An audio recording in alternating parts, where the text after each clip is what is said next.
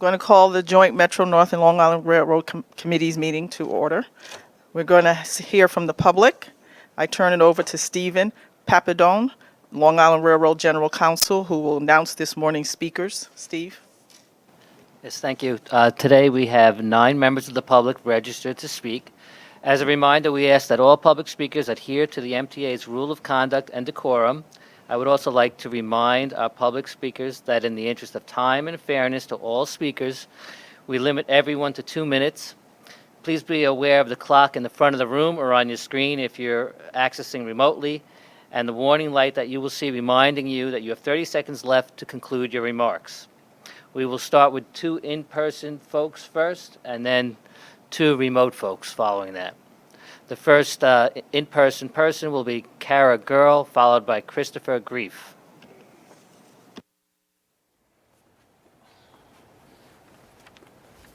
Good morning. I'm Kara Girl, Research and Communications Associate at the Permanent Citizens Advisory Committee to the MTA, PCAC. From Wassaic to Montauk, we're encouraged by many announcements about improvements in the work for both Metro North and the Long Island Railroad. On Metro North, the new schedules that took effect yesterday, including new weekday express trains, are a welcome change. Hopefully, this will help put the rush back in rush hour for riders whose commutes were slowed with less express service. It's also great that Hudson Line service will be improved through Dobbs Ferry following repairs to equipment damaged during Hurricane Ida. We'll continue to stress the importance of preparing our transit system from the impacts of climate change. The station improvements announced on Friday to make Hartsdale, Scarsdale, and Purdy's Harlem Line stations accessible are another important step towards a fully accessible transit system. Out east, it's exciting to hear that the Long Island Railroad Elmont UBS station is almost complete after the installation of a new pedestrian overpass. Riders will soon be able to access the station in both directions, making it the best option to travel to and from the new arena. Even better, construction is both on time and on budget to deliver the first new Long Island Railroad station in almost 50 years to riders. We're also looking forward to hearing about the first and last mile station access mobility study today. Riders don't start or end their trips at the train station, so making it easier to get to and from stations using more modes of transportation is a great way to eliminate some of the barriers preventing lapsed riders from returning. The new fare discount pilot programs, including expanded city ticket and a 20% discounted 20-trip ticket, are great for riders, and we hope to see them expanded in the future. In the coming months, we encourage you to share numbers on how many people are taking advantage of these discounts and your metrics for success. We're confident that these improvements and pilot programs will help strengthen both railroads and encourage more riders to get back on board. They're vital to making an accessible, reliable, and equitable transit system around the region. Thank you.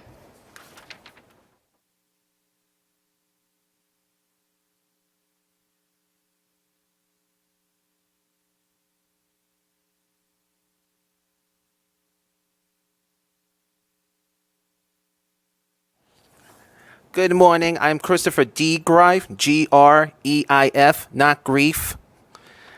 Good morning, everyone, and good morning, Long Island Rail and Metro North, and Sarah Myers. Good morning.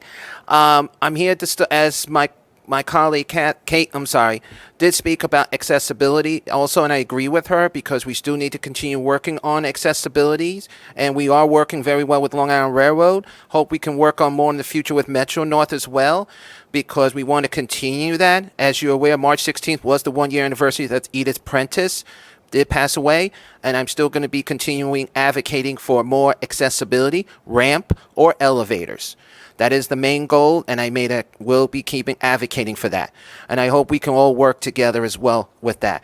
Also, making sure that signages are up to date and more colorful, and making sure that people can see the signages, where to exit safely, how to get on, and contact the railroads where they can go get the representative to get on the train safely. That's including our bridge plates. It is so nice to see those bridge plates on the train because it will get us there faster.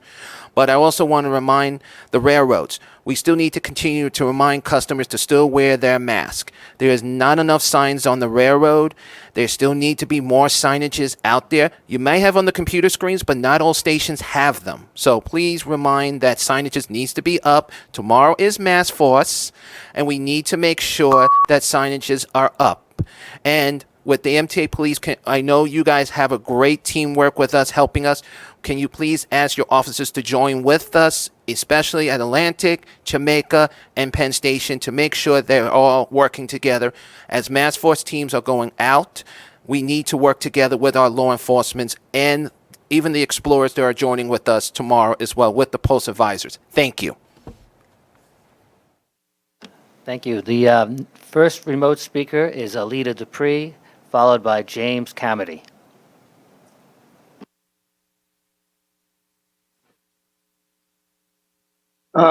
Thank you. Hope you can hear me. Alita Dupree for the record. My pronouns are she and her. Good morning, Chair Herman. Lots of good things. First of all, congratulations to Kathy Rinaldi on being the president of 2 railroads. It's a big portfolio, but I know Kathy is very good at this, and I got to meet Kathy back in September, so I'm looking forward to this good work. And I'm looking forward to the new fare products and seeing what Omni is going to look like on the railroads. And about electricity, I've been watching these railfan videos, and I'm scratching my head as to why we're starting the diesels when the trains get out of the Park Avenue tunnel, when we have miles of underrunning third rail that we can use. And I'm sure it's not an easy fix, but I think we got to work toward reducing that fuel usage. It's not renewable, and it just adds things into the air that we don't like. So we got to work on that. And fare discounts, I'm in favor. I hope that we don't have to have a fare increase.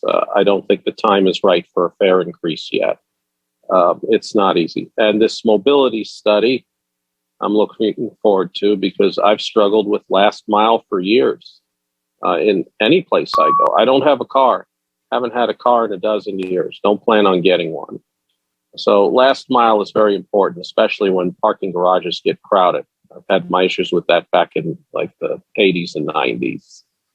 So, Grand Central is special to me. I even have a picture of it here. Reminds me of Jerry Rafferty's Right Down the Line. So we've got to keep that building up. It's a centerpiece of what we do, but it's not the only piece. It's a place that's legendary and stately. Thank you.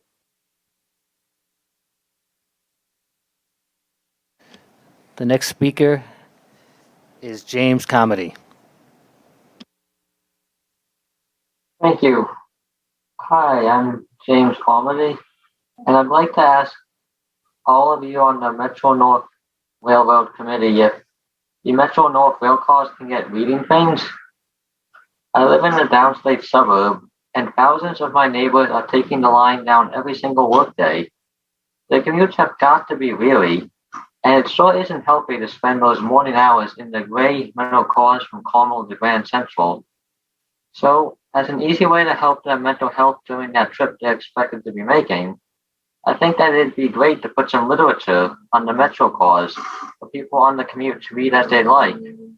I'm thinking things like books you might find in the library, or newspapers from the city and the Hudson Valley regions, and maybe even some games like crosswords or Sudoku. And if anyone could just either take that on a stand or dispenser on the Metro cars, or maybe just have them on supply that a rail worker could provide with asked. Either way, I feel there's much to be gained for the mental health of commuters if literature, whether games, newspapers, scholarly works, or just something printed to stare at, could be provided, because I don't think anyone can make natural scenery this only mental escape if every single morning they're making the same commute down the same lines. So, y'all think you can do that?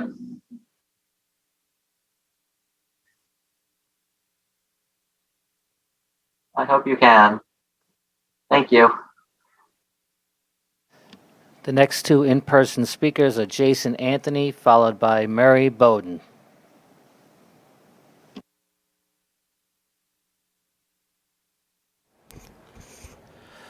Good morning, Rhonda and Kathy. Jason Anthony from Ariel. Sorry about that. Jason Anthony from Ariel. I noticed that when the Long Island Railroad and Metro North does service changes, we don't see pop up in app notifications to notify commuters like myself when there's unplanned or planned service changes. Because we don't want to use third-party apps to get in-app notifications. We should use in-house apps to get pop-up notifications instead of going to, like, let's say the Twitter page of Long Island Railroad or Metro North to get the most updated information of what's going on. So let's think outside the box of what's going on each railroad. So I'll see you guys in transit.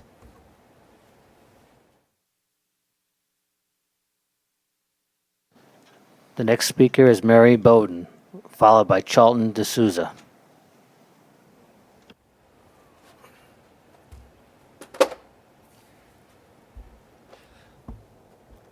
So I can see you, Kathy.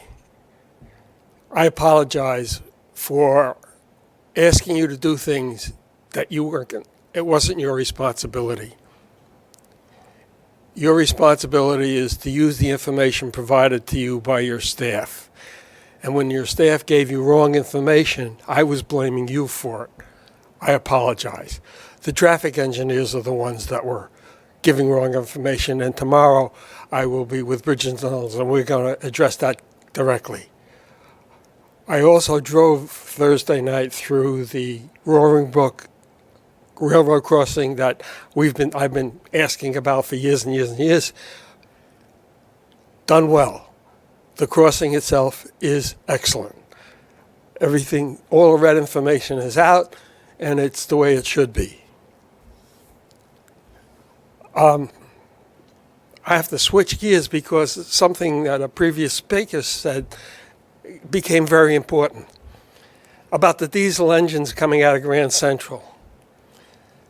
You could hook an electric engine on one end of that diesel train and run it from Croton to Grand Central on electric. And then when you get to Croton, run it on diesel. That's the mistake they made when the power outage was on going to New Haven and they cut all those trains down. They only had to. There are 2 meetings and I have 2 more minutes. They could have put a diesel engine just across the break in New Rochelle or wherever it was, and then they could have had full service and just run the diesel back and forth between where the power outage was. What they did was to send only diesels the whole trip, and you cut down. People were sent the wrong way. That's the kind of new thinking that needs to come. I got that idea from a previous speaker. You run the diesel engine on one end of the train anyhow. Put electric engine on the other end of the train, same connections. When you start at Croton, it goes electric. The diesel shuts off. Gets to Grand Central, it goes back, it gets to Croton, you disconnected the electric engine, and the diesel goes all the way up to wherever it goes. How come nobody ever thought of that before? Global warming requires every single thing that can reduce pollution happen. I've been standing here. I had notes, but I congratulate you on Roaring Brook. Major step forward. Thank you.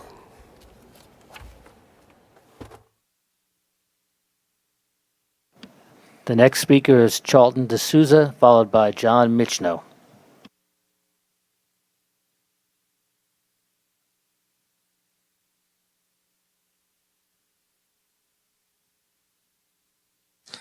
Good morning, everyone. Can you hear me? This is Charlton De Souza from Passengers United. And Kathy, we need more service on the Hempstead branch. Unfortunately, there's a big gap in service in the morning. between 7:49 and I think it's like till 9 a.m. You want to look at that.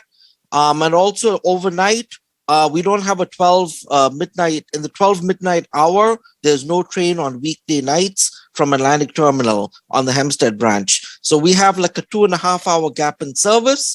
You might want to look at that. And also the Hollis station. Kathy, I need you to come out and do a tour to see how bad the damage is. And we hope you're enjoying your first real month as president of the Long Island Railroad. And we hope to work with you. Now, in terms of the Atlantic ticket, a lot of people are telling me they're not buying the weekly $60 ticket. They just wish it was like $45 or $50. And also the $5 Atlantic ticket. Some people feel there should be a bus or subway transfer included in that. So that's something you guys might want to work on. And in terms of the conditions at Penn Station, we're still seeing a lot of homeless individuals, and unsheltered individuals in those areas. They're using drugs and needles. So we need more help from the NYPD on this issue and the Mta Police. And then with the other issues going on with the Long Island Railroad that we have to talk about, and that is the Air Train JFK. I was at JFK Airport yesterday, and we just feel that more people have to know about the city ticket and the Atlantic ticket, especially the tourist coming from the airport. And that's pretty much all I have to say this month. Thank you so much. The next speaker is John Michno, followed by Andy Polak. Can you hear me? All right, good morning. I hope you are staying warm on this frigid morning, as the folks waiting for the trains at the Mineola train station do not have a heated waiting room to stay warm in. Once again, I'm here to discuss the situation here in Mineola. Here we are going through yet another set of weekends with no train service, which has contributed to tremendous declines in our community. We are still waiting for the 3 pedestrian overpasses at Willis Avenue, Main Street, and the east end of the LIRR station, which are still incomplete. This is making it very hard here for folks to get around. We are also dealing with public safety issues with homeless, many of whom are unstable, loitering around the station causing problems. I rarely see MTA police officers doing routine patrols here. Isn't it interesting that all of the problems I mentioned rarely seem to be an issue at stations on your favorite line? And we all know what line I'm talking about. Isn't it interesting that when those stations, like Merrick, for example, got renovated, they had nice big temporary waiting rooms, while those of us on the main line are left out in the cold? And I think we all know why that is. And lastly, how do you get away with forcing seniors and disabled people on limited incomes to pay a peak fare on westbound morning trains? It's as if we are not welcome here anymore. At this rate, with my community being ruined and facing housing discrimination, trying to move into your favored areas, I may have to go live in New Jersey where people like us are treated better. But since my sign is in Aries, I am stubborn, and I continue to fight to stay here and speak up at these meetings in hopes that something will change. Thank you for your time.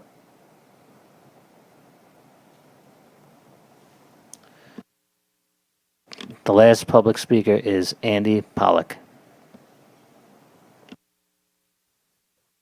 I guess he's there in person.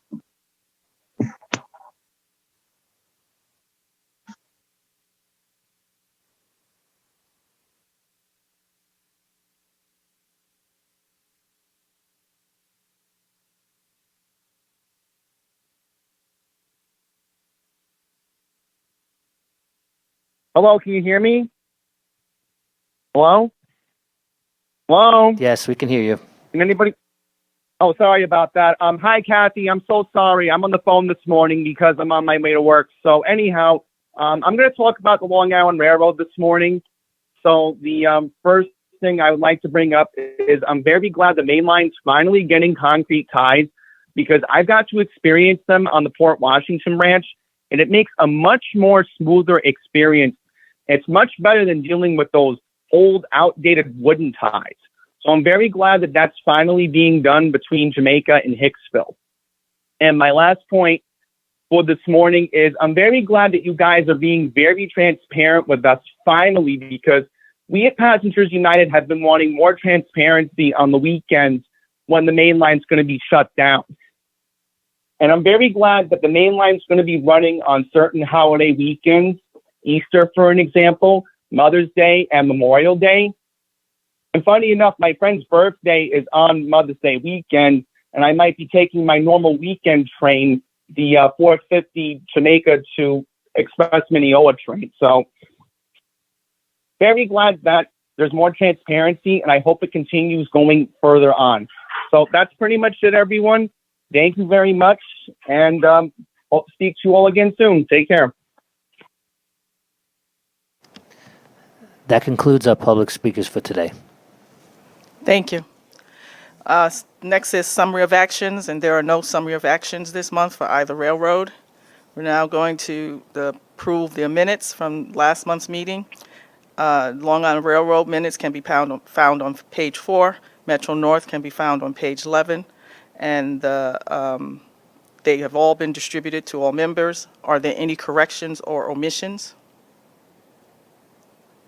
Okay, I move to approve the minutes. Second, Randy. All in favor? The minutes are approved. The work plans for this month, Kathy, are there any changes to the work plans? There are no changes to either work plan. Thank you.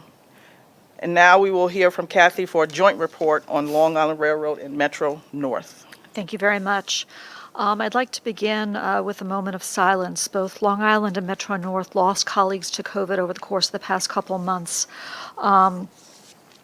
Mario Duran of Metro North started at Metro North Railroad 13 years ago and worked as a custodian in the Stamford district in our station operations department. Mr. Duran was always available to cover all positions needed in the district and was an anchor of our collection and recycling crew, where he kept stations clean and well maintained while carrying out his duties. Mr. Duran was a team player at Metro North, where he had many friends and was loved and respected by his managers and coworkers. He never complained, had a strong work ethic, and always performed his duty with a smile on his face. He was a mentor to newer colleagues and will be missed by all who knew him and worked with him over the years.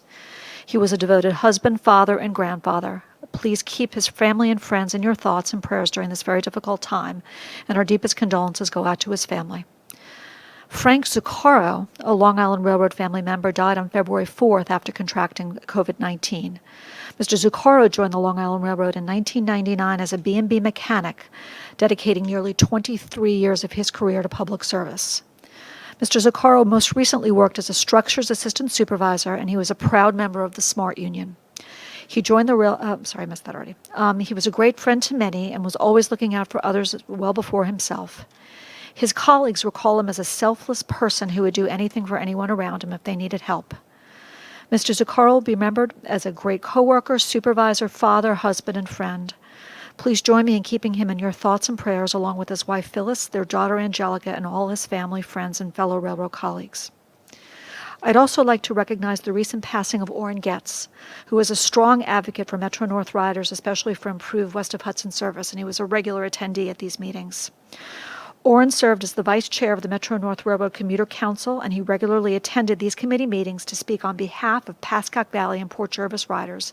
He was a champion for improved west of Hudson service. Metro North riders benefited from his many, many years of advocacy and tireless efforts on their behalf. Orrin will be missed by many, in particular his family, friends, and the advocacy community. I know Randy had wanted to say a few words. Thank you, Kathy. We did not coordinate our speeches, so you're going to hear some duplications, but I apologize for that. It's not often, at least in my lifetime, that I could have a friendship with someone for over 45 years. Yet that was the case with Orrin Getz, who I met after moving to Rockland County. This came about following my appointment to the Rockland County Transportation Advisory Council, or TAC. The purpose of TAC was to provide input on transportation matters to the Rockland County Legislature. In those years, there was little public transportation, and the Pascack Valley line was completely under the control of Conrail, which had less than a year earlier taken over the service from the Erie-Lackawanna Railway. Orrin, Steve Lofthouse, my predecessor as Rockland County's Metro North Railroad Commuter Council representative, and the late Bill Behrens rotated in the positions of chair, vice chair, and secretary until TAC was eliminated due to a reorganization of the Rockland County government. Over the years, additional transportation studies arose, such as the Rockland 2000, West Shore Rail Restoration, access to the region's core, I-287 corridor, plus several with local focus. Orrin asked us to participate with him in order to further transportation opportunities for West of Hudson residents. We would travel to those meetings in Rockland, Westchester, and Bergen counties to speak on behalf of improved service. Even before his appointment to the Metro-North Railroad Commuter Council in 2016, where he was soon elected vice chair, Orrin was always a strong advocate for improved West of Hudson rail service. He regularly attended and spoke at these Metro-North Committee meetings and NJ Transit Board meetings, even taking time off from work when he was employed by the Empire State Development Corporation. After he retired, he would regularly travel by train to these meetings. Many years ago, because there was no timetable rack at the Nanuet shelter, Orrin got an ordinary plastic holder, the kind used for advertising brochures, and he made it his mission to keep it stocked with current timetables. One day it was stolen, so I asked Fred Chittister, who was then the manager West of Hudson service, to get a replacement. Fred had one made in the shop by the shop forces at Croton Harmon, and it lasted until very recently when it was replaced with two very modern ones in the new shelter. Having returned from being away for a few months, I visited the new Nanuet shelter and found the timetable racks are empty. When Orrin was healthy, this would have never happened. He also delivered timetables to local libraries. Because Orrin had established good relationships with the Metro-North presidents and senior management at NJ Transit, Pascack Valley Line commuters benefited from additional train service. At his funeral, Orrin's son, Michael, spoke about one of the last conversations that he had had with his father. He asked him, in terms of transit, what he thought his legacy should be. Orrin responded that it was getting the express trains on the Pascack Valley Line. I'm not saying that trains 1606 and 1629 be renamed the Getz Express, but we should do something to recognize his invaluable contributions to West of Hudson service. My suggestion would be dedicating the new shelter at the Nanuet station to his memory. He is missed by his family and the entire advocate community. Rest in peace, my friend. Thank you. Thank you so much, Randy, for those lovely words. And now I'd like to ask for a moment of silence for Mario Duran, Frank Zuccaro, and Orrin Getz.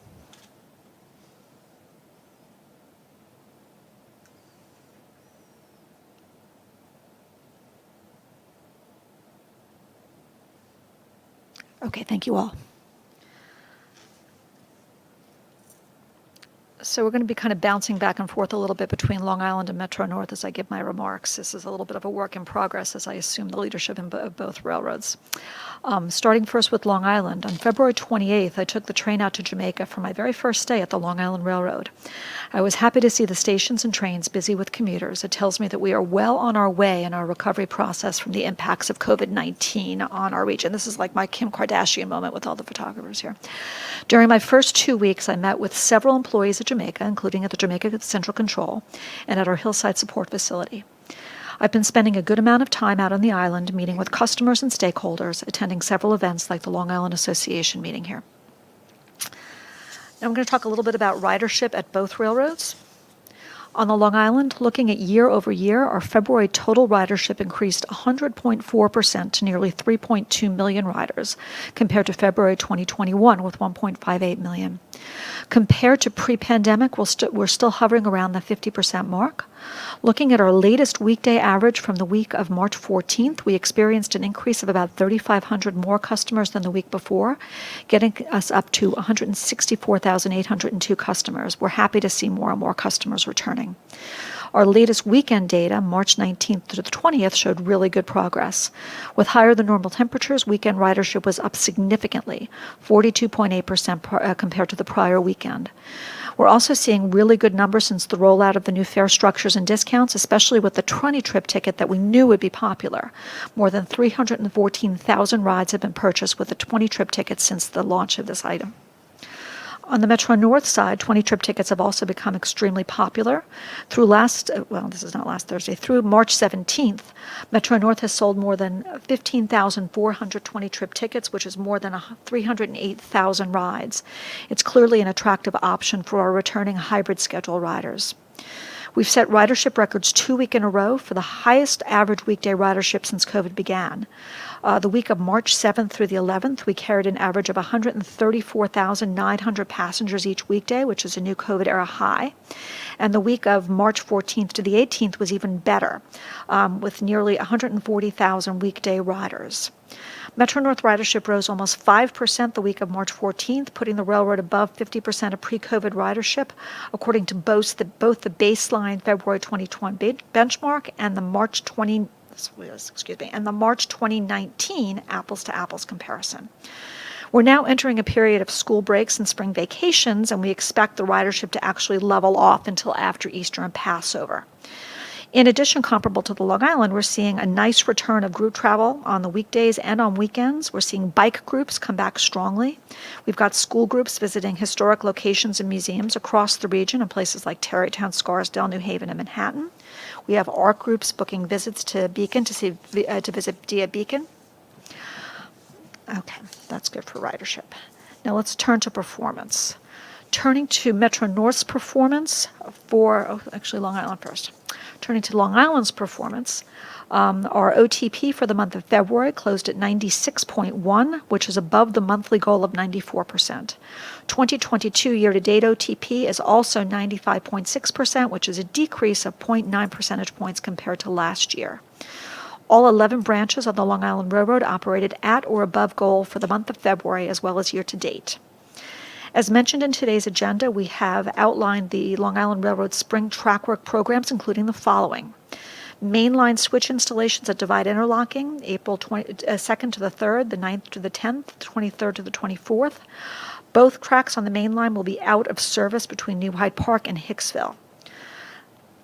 There'll be a Montauk branch rail drop between Jamaica and Valley Stream Saturday, April 16th. One of two main tracks will be out of service on the Montauk branch between Jamaica and Valley Stream. Temporary schedule adjustments will be required for Babylon, Montauk, and West Hempstead branches. In addition, there will be third track weekend work and mainline outages. The mainline track expansion project is progressing extremely well, and with springtime now arriving, there's a lot of work planned. We have several weekends of work that will require mainline shutdowns. Customers should check out mta.info for details and always check the website or the Long Island Railroad Train Time app while planning or leaving for your trip. Now turning to Metro North. Metro North's performance for the month of February, east of Hudson operated above goal at 97.8%. Year-to-date train performance stands at 98%. By line, the Hudson line was 98.7%, the Harlem 98.3%, and the New Haven line was 97%. Of the major incidents last month, the majority of delays were the result of two local incidents that had an impact upon Metro North service. On February 8th, a New York City water main break at 72nd Street affected trains on all three main lines and led to 41 delays. And on February 18th, a local electric utility power issue impacted an electric feeder at Coscob, which provides power to New Haven line trains. This event resulted in 28 delays. West of Hudson train service operated slightly below goal at 91.8% OTP. Year-to-date performance stood at 92.5%. With respect to Metro North's upcoming maintenance work, springtime is here, so Metro North maintenance of way crews will be moving up into high gear on work for the remainder of the year. Some highlights of the projects that we have in store for this year are the following. Servicing 100 miles of track, welding 1,500 rail joints, and replacing 45,000 ties, 9 miles of rail, 33 switches, and 1,500 bridge timbers. Additional noteworthy projects include the cutover of a new signal system at one of the key interlockings, CP229 in Greenwich, and installing new concrete crossing pads in place of the existing rubber crossings at 3 Harlem Line grade crossings and 3 Port Jervis Line grade crossings. Turning next to the Metro North schedule change, which went into effect yesterday. Today is actually the first weekday. We are restoring 66 weekday trains on our east of Hudson lines. The restoration of this weekday service brings our weekday service to 89% of pre-pandemic levels and restores pre-pandemic express service at several stations. As more customers continue to return to Metro North this spring, we are really thrilled to be able to offer more service on weekdays. This increase in service comes at a time when we have rolled out these new fare discounts, which we've been discussing for the past couple months. For those who are returning to the office on a hybrid schedule or looking to travel with friends on the weekends and not sure which ticket to choose, the new fare calculator featured on the MTA website can help customers find the best deal. Guided by Metro North's Way Ahead Moving Forward strategic plan, the schedule improvements shorten peak hour travel times for many customers. In addition, these service adjustments will provide additional seating capacity and reduce trip times at several stations by up to 13 minutes. We've got some maps in the presentations that can show the timetable savings by line. So as you see here on the Hudson line, travel time savings to Grand Central. The maps indicate where there are savings of up to 10 to 15 minutes. We've got these for each of the 3 lines, and we can make these slides available to the committee after this meeting. We just want to go through those relatively quickly.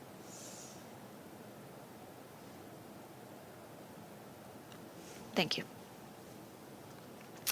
In addition, one feature of the new schedule is direct Yankee Clipper service once the Yankee season starts, special game day trains which provide direct service to Yankees East 153rd Street Station for all New York Yankees home games, beginning with opening day on Thursday, April 7th. Yankee Clipper trains will run on all 3 east of Hudson lines for the first time since the 2017 season, and we will be operating our shuttle trains between Grand Central Terminal, Harlem 125th Street, and Yankees East 153rd Street stations, making additional stops on Hudson Line trains on each game day. On Mets Wills Point stations, for Mets fans, we've got you covered as well. We've been stopping Port Washington branch trains 24/7 for the past year to support those who want to get to Citi Field pop-up vaccination locations for the COVID-19 vaccines. This will continue throughout the spring. Long Island Railroad would also be offering its first ever spring escorted tours, starting with the Wine Country Tour on April 9th. While we've offered escorted tours in the fall before, we're very excited to be expanding these offerings while adding brand new destinations. Escorted tours have been successfully offered by the Long Island for more than 30 years, helping with business recovery efforts by generating incremental ridership and supporting the Long Island supporting Long Island economic development and tourism and local business growth. All special tours are escorted by a Long Island Railroad group travel representative who meets the tour participants at the beginning of the tour and escorts them throughout the tour to maximize the customer experience. The representative also interacts with Long Island Railroad operations to coordinate the trip, secure car space, explain the tour itinerary, and they're there to answer any questions, help transfer participants to connecting buses, handle admissions to venues or restaurants, and keeping the group together and on schedule throughout the trip. Now I'd like to talk a little bit about some C&D projects on both railroads. On the Long Island First, I was happy to join Chair Lieber on March 8th to announce a major step in the reconstruction of Penn Station, the removal of 7 massive low-hanging beams informally known as head knockers. These large beams have historically limited the heights in Penn Station passageways to 6 feet 8 inches. They weigh 10 tons each and were part of the original structure of Penn Station, but they've been rendered obsolete as crews have built a new structural support system. I want to specifically thank Long Island Railroad customers for their patience as we continue to do this complete overhaul of the Long Island Railroad concourse at Penn Station. You deserve the great things that are coming, and we're getting them done as quickly as possible for you. In addition, I want to commend the teams who built and installed the pedestrian overpass at Elmont UBS Station 2 weekends ago. They safely completed this work in less than 2 hours, working in between trains that were still in service on the Hempstead branch. This was also done during the mainline outage for the third track work. This kind of coordination helps minimize time customers are disrupted by train service outages. When the station is complete, the overpass will connect eastbound and westbound platforms and help Long Island Railroad customers cross safely from one side of the platform to the other. It was designed to be wider than a normal Long Island Railroad overpass in order to accommodate the anticipated large crowds. Long Island Railroad crews also used a track laying machine, a TLM, a special train that replaced old wooden railroad ties with concrete ties from east of Belrose Station to Floral Park. These new resilient concrete ties have the potential to require little or no maintenance for decades. Elmont UBS Station, the first new Long Island Railroad station built in almost 50 years, began service to coincide with the New York Islanders' first home game in November at the brand new UBS Arena. Turning to Metro North, in advance of our schedule change, C&D and Metro North crews successfully completed at rapid pace the replacement of the culvert along all 4 tracks at Dobbs Ferry that washed out during Hurricane Ida back in September. This was a huge effort by both our partners at C&D and our Maintenance of Way colleagues. Earlier this month, the C&D contractor completed replacement of the culvert. Then our Maintenance of Way crews mobilized and installed the track, third rail, signal, ballast, and PTC infrastructure so that the final track could be serviced and placed back in service. The completion of the project enabled us to cut Hudson Line travel times through the area by up to 5 minutes in conjunction with the introduction of the new schedules. Metro North appreciates the patience of our Hudson Line customers and communities as we undertook this important restoration project. And I want to thank our Maintenance of Way team and the C&D folks for their incredible teamwork and diligence in bringing this tremendous project done within 7 months, which is really unprecedented. As Randy has also mentioned, we are very pleased that the new platform waiting room at the Nanuet station is complete and available to customers. I want to thank Randy for these great images taken of the waiting room. We look forward to seeing this customer enhancement firsthand at an event that we've planned for April 21st. I'll be joined by some of the board members. I know Randy and Frank have so far indicated that they're going to come, maybe Harry and Norman as well as local elected officials to mark the project's successful completion. In addition, there are other exciting Metro North projects underway this spring. Our partners at C&D are kicking off a full slate of upgrades and improvements to Scarsdale, Hartsdale, and Purdy stations along the Harlem line that will improve customer comfort and add accessibility features. Excuse me. These upgrades will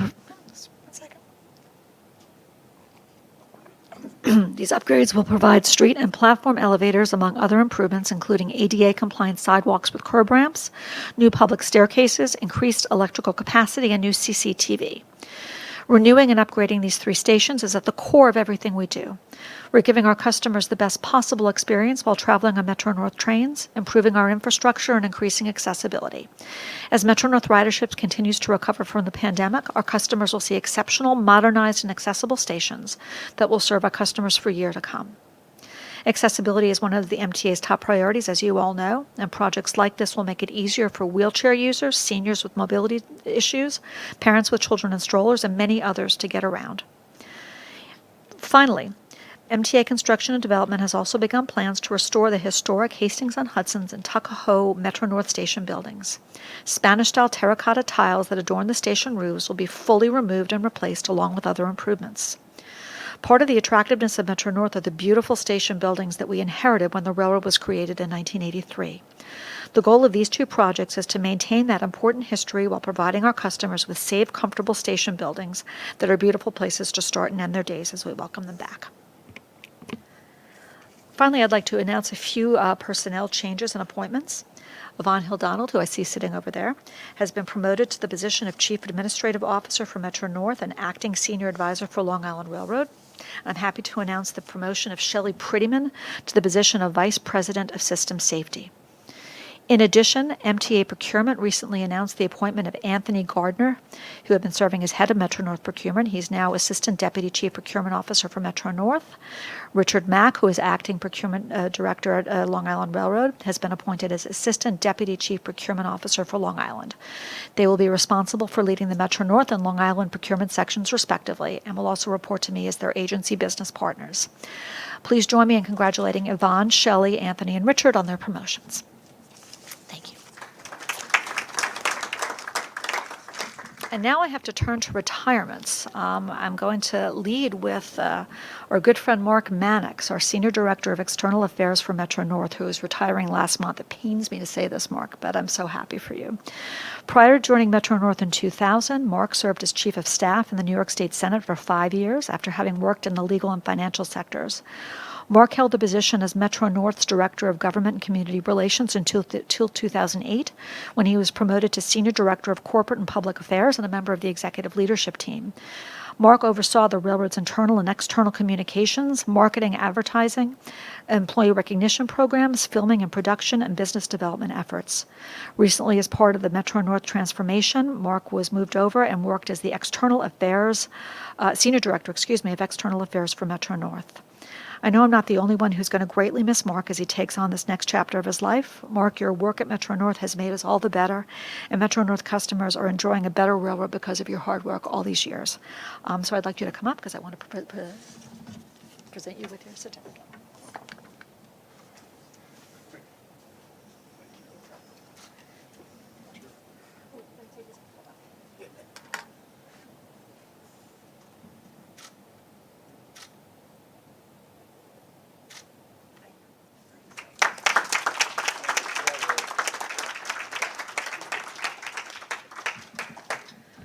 two other major retirements over the course of the last month. Bruce Agoric retired from the Long Island Railroad, and Chief Behan is poised to retire from the Mta Police.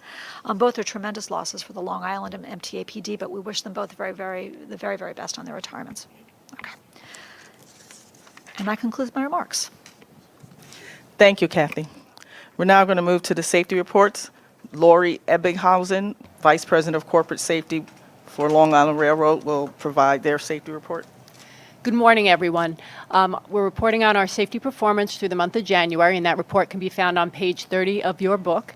But first and foremost, I'd like to bring to your attention, and I hope you'll join me in expressing deepest appreciation and congratulations to the 27 employees listed in the book.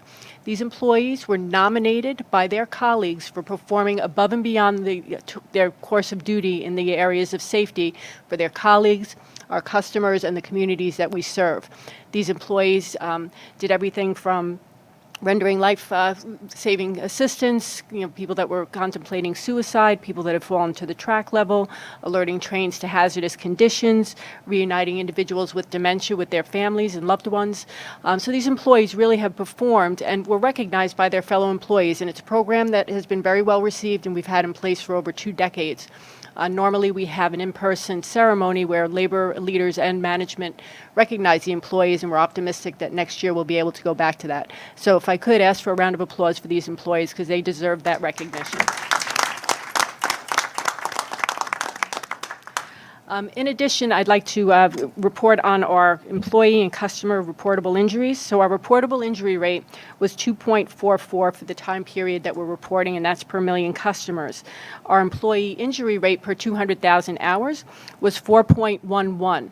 And on behalf of both Metro North and Long Island, I would like to point out that due to the Cronus disruption in our time and attendance system, that the hours worked is something that we'll have to look to correct as we move forward. So both the Federal Railroad Administration and now the board is aware that we will be looking to make changes to that once we have the accurate hours for reporting. So we appreciate your patience as we work through that, and I'm happy to answer any questions. Thank you, Lori. And now Shelley Prettyman, Vice President of System Safety, will provide Metro North's safety report. Good morning. So Metro North Safety Report can be found starting on page 33 of the committee book. So the FRA reportable lost time employee injury rate stands at 2.02 for the 12-month reporting period, which again ends January 2022. And that's unchanged from the prior reporting period. And as Lori noted, we'll be looking to update those numbers as we get the accurate work hours from Kronos. So the FRA reportable customer injury rate stands at 1.64 for the 12-month reporting period, and that's ending January 2022. Again, that is down from 1.75 in the prior reporting period. So as an update on customer safety programs at Metro North, I'm pleased to say that Metro North's TRACS Public Safety Education and Outreach Program held its first in-person event for 2022 in Grand Central Terminal on February 25th, and that was followed by the Mta Model Train Show in Howard Beach on March 5th. Upcoming in-person events include Ossining Earth Day Festival, story time at the Hartford Public Library, and presentations at the Ferguson Library in Connecticut, just to name a few. And Metro North will continue to supplement these in-person events with virtual outreach and resources through the TRACS website and social media. So total in-person community outreach contacts were 709 in January, and total web and social media contacts totaled over 30,000 for the month. So that concludes my report. And again, I too would be happy to answer any questions. Thank you. Thank you, Shelley. And next we'll have the MTA Police Deputy Chief Jennifer Kelly to provide the MTA Police report. Good morning. The police report begins on page 36. On behalf of Chief Behan, I just want to extend his thanks to everyone for all of his years of service and how well he's worked with the members of this committee as well as the others. For the department, he is definitely going to be missed. Over 30 years of his leadership and just his skill set alone is something that cannot be replaced easily. So we're going to feel this loss tremendously, to say the least.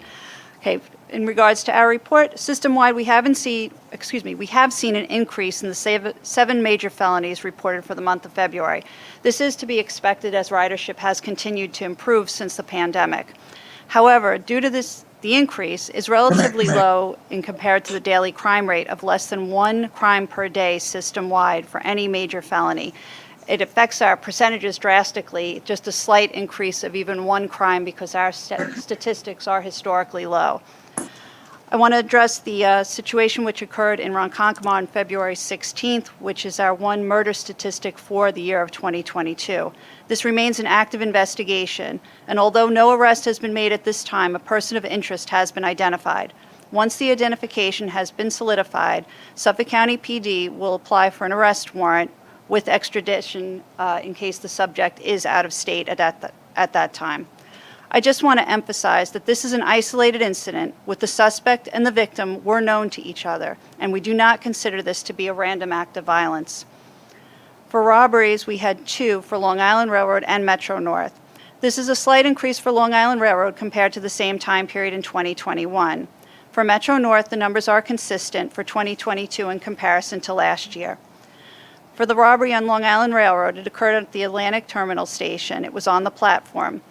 Perpetrators removed the victim's bag as well as her cell phone. Upon fleeing the station, a firearm was believed to be displayed.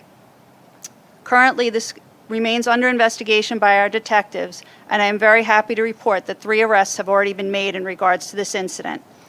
The second robbery, which occurred on board a train en route to Jamaica. In this case, the suspect and the victim were known to each other and in a domestic relationship.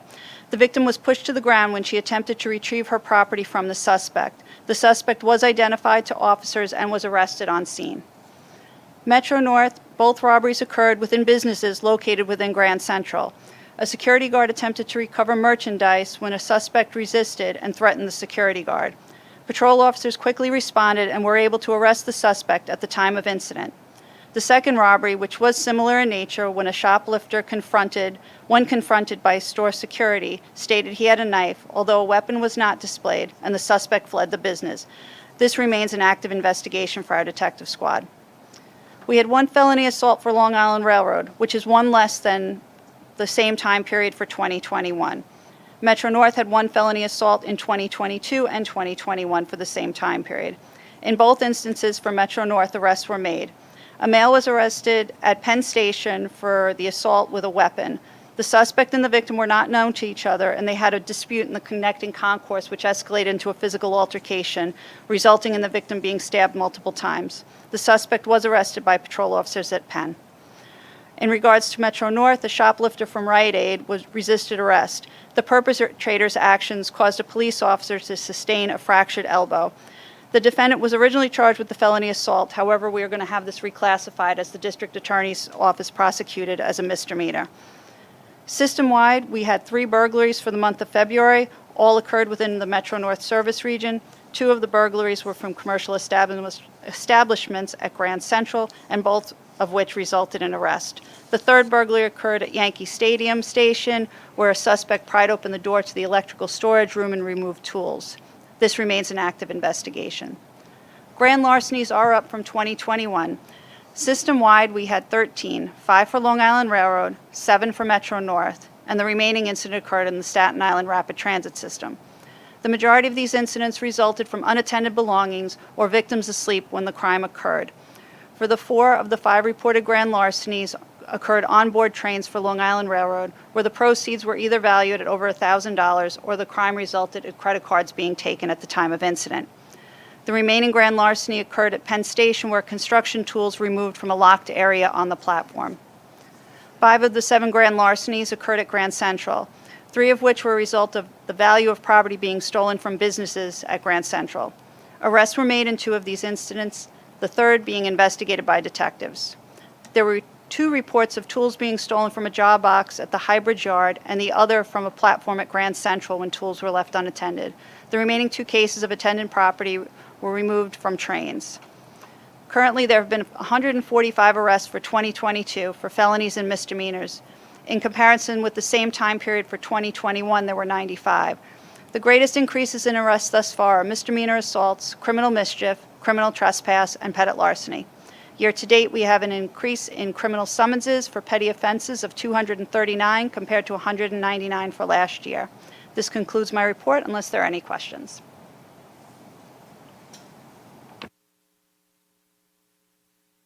Sorry, thank you. Next, we'll have a special presentation on MTA's first and last mile station access mobility study that will be led by Robert Paley, Senior Director, Transit Oriented Development for MTA Construction and Development. Great.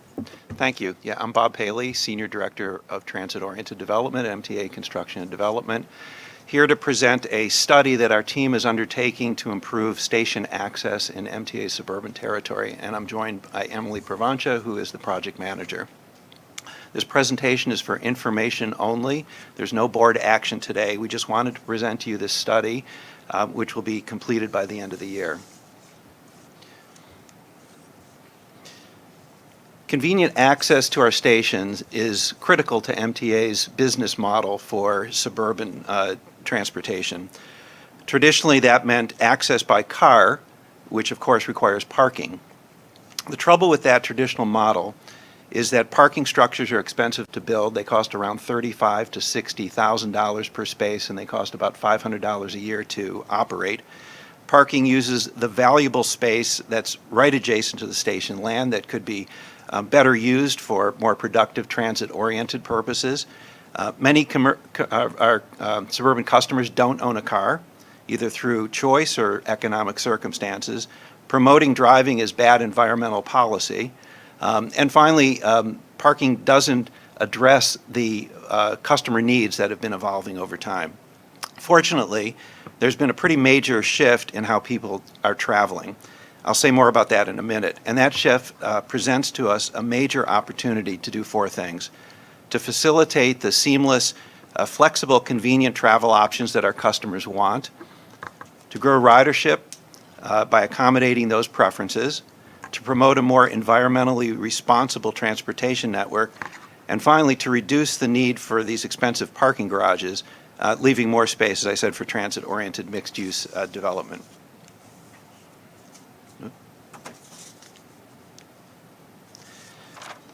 The purpose of our study is to learn how to make it easier for our customers to travel to and from our suburban rail stations, what urban planners refer to as first mile, last mile, without driving there in their own car and parking in a lot.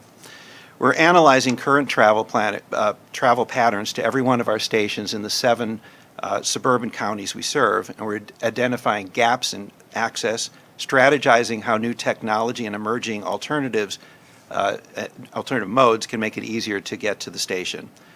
Of course, this work has to be done in partnership with local municipalities, local counties, since most of the investments and policy outcomes of this effort will need to be undertaken by them. Our role is really to facilitate the discussion and give them the knowledge and the tools to take action themselves. So let's talk about how our regional travel patterns have changed. These are trends that are accelerating now in the post-COVID world, but were well underway even before the pandemic. Employment outside the city is growing. Places like White Plains, Greenwich, Hicksville, the 110 corridor are big job hubs.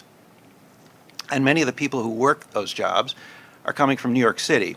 So there's been a big growth in reverse commuting. On Metro North, reverse commuting has increased 40% since 2000. Long Island Railroad hasn't had the track capacity until now to accommodate that, but now with third track and east side access, it's going to allow for more reverse commute, and we expect that to increase significantly in the future. People have been working more flexible hours, riding the train outside the traditional peak. More of our railroad customers ride the train for discretionary travel, non-work trips, than they have in the past. Young adults overall seem to be more interested in driving than previous generations, and they're more interested in alternatives. So what are those alternatives? For hire vehicles, which we all know about, like Uber and Lyft, shared microtransit, like the public programs with VIA in Southampton or Wheels to You in Norwalk, or private shuttles operated by businesses or by private residential developments. There's bike shares, e-bike share, mopeds, moped shares, e-scooters, e-scooter shares.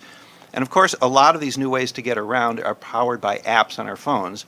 So one of the things that we're going to be looking at is how MTA's own app, MyMTA, can be integrated with some of these third-party mobility providers.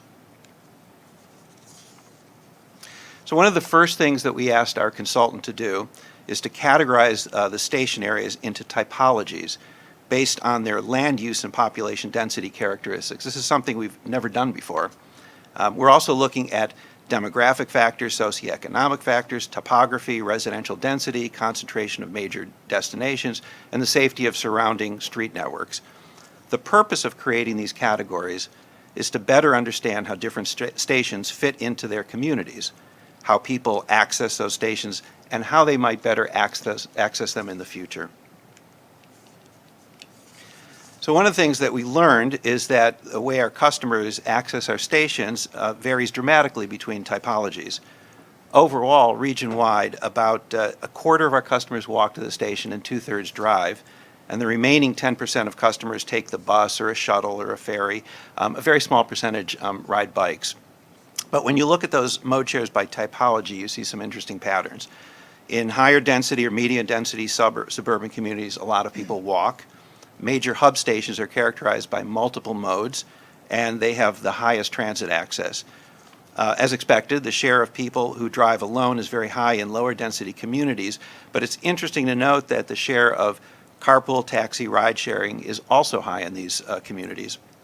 Lastly, at the seasonal limited stop stations, you see the highest number of people using bikes, although it's still a very small share overall.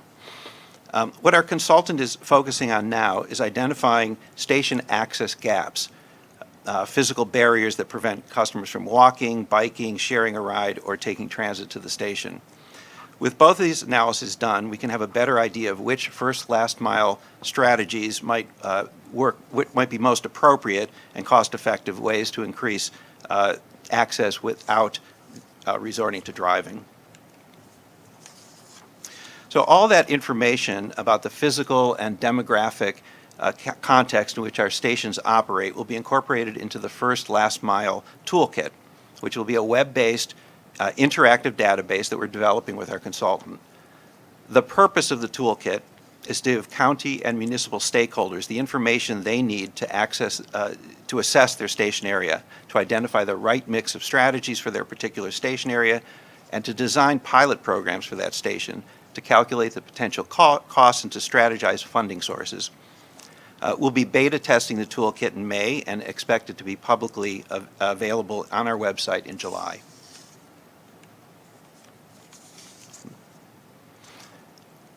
As I mentioned earlier, this initiative can only succeed with the participation of our municipal and county partners, and they've been working with us throughout this early and informally on this study. But over the next several months, our goal is to formalize that collaboration and enter into agreements with local partners in 10 station areas to develop and implement a pilot program. Since one of our goals is to learn which first last mile strategies work best in different contexts and ultimately replicate those strategies across the region, the pilot will include different types of stations representing different physical environments and different geographic locations. If all goes well, I'll come back to you by the end of the year and report on the results of the pilots and describe which of them can be formally implemented next year and in the years following. Thank you, and we're happy to take any questions. Thank you. Could the committee get a copy of that presentation so we can see it in detail? It was very interesting. Thank you. Thank you, Randy. Kathy, can you now take us through the 5 information items for this month for both railroads? Sure, of course. For both railroads, there are a total of 4 reports presented in the agenda book. So for both railroads, we have the annual elevator and escalator report, which reflect the availability of elevators and escalators over the course of last year, and we have staff from both railroads here in case there are any questions about either report. Okay. In addition, there are the Long Island Railroad and Metro North Diversity and EEO reports for the 4th quarter of 2021. Due to the continued update of workforce information as the result of the transformation and the need to reconcile individual agency data agency-wide, all reporting of agency-wide diversity workforce data is going to be provided by the Division of Diversity and Civil Rights at today's Diversity Committee meeting at 3 p.m. Once new census data is available, underutilization analysis for all job groups will be conducted, and agency-wide utilization percentages will be provided. DDCR expects agency-specific data to be provided in their first quarter 2022 Diversity Committee book. In addition to these items, which are common to both railroads, there is one additional Long Island Railroad info item, which is the Spring Track Work Program. I alluded to that earlier in my presentation, and Paul Dietland is here in case you have any questions. Okay, that's it. Thank you. There are no procurements for either railroad this month.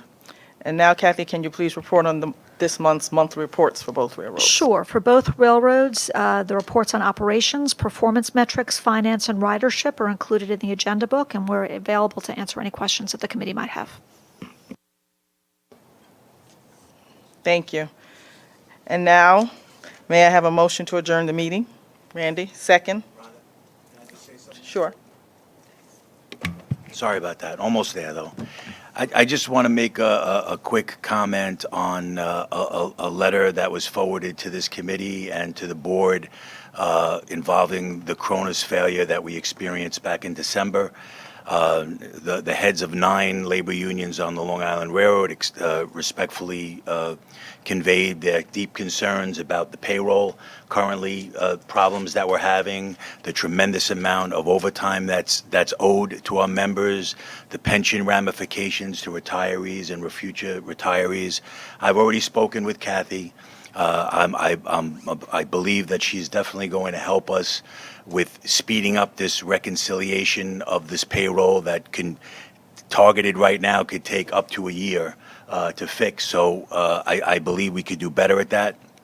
More so for the committee and the board. We can't forget what Cronus did to us and how they failed us and how the system without a backup is a tremendous concern. It's really affected the lives of a lot of represented employees and management alike because they're going out of their minds trying to help fix it. So I have faith that we can fix it together, but I think that this board, this committee has to remember before we're so quick to advance future Kronos projects and getting them more involved in our employees' payroll and personal information, we have to be real careful and know that we can never let this happen again. So I look forward to working with you, Kathy. I know we'll get there. And the unions have been patient. They'll continue to be patient for now, but we have to remember for the future. Thank you, Rhonda. I'm sorry. That's fine. Thank you. And a second? Oh, you have something? Yeah, Kathy. Last Thursday, a report came out. It was a news day about number of bridges on Long Island in poor condition, and 3 of those bridges, I guess, cross Long Island Railroad, and we're partially responsible for the maintenance on those. Is that an in-house thing with the Long Island Railroad, or is that capital, or because it's maintenance, I would think it would be in-house, but is that something you'd be responsible for? Or? Let me get back to you on that, Jerry. I mean, I don't know whether you know that, Paul, off the top of your head. I mean, generally, for those structures, we're responsible for the framing, basically the substructure and abutments that support those bridges. So, for instance, in Great Neck, Barstow Road Bridge, we took care of any loose concrete while we await the village to repair the deck and roadway. And once that's done, that will help prevent further deterioration. Okay. They mentioned one of those bridges. I don't know whether it was Barstow or Bayview on the Port Washington branch. Webster Avenue, I believe. Oh, Webster, where they were actually work was scheduled to take place and then was postponed because of the pandemic. Yeah, Webster's a capital program funding. Webster's capital, is that like a replacement, Webster? Yes, that would be a replacement. Okay, thank you. Thank you, Kathy. Thank you. The meeting is adjourned.